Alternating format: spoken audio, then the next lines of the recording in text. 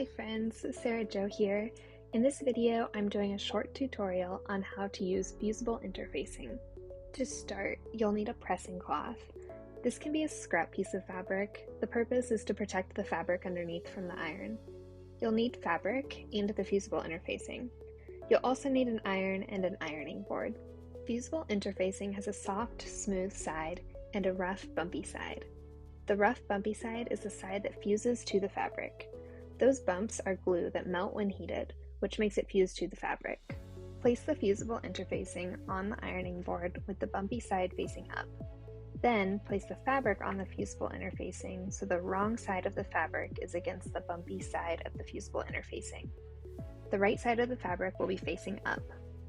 If you're worried about the fabric being too bulky with the fusible interfacing, you can trim around the fusible interfacing where the seam allowance is on the fabric. If your seam allowance is a ½ inch, for example, you can trim a ½ inch off each side of the fusible interfacing and then center it behind the fabric. This fabric is really light though, so I'm not too concerned about the added bulk. Place the pressing cloth over the fabric. If your iron doesn't have a steam setting, make sure the pressing cloth is damp. If your iron has a steam setting like mine, make sure it's on.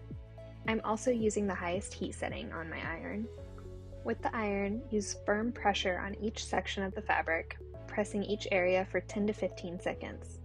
Make sure not to move the iron around too much, as this can cause the fabric and interfacing to wrinkle underneath. Simply pick it up and place it back down. Let the interfacing cool briefly before checking to see if the fusible interfacing successfully adhered. And that's how you use fusible interfacing. Happy sewing!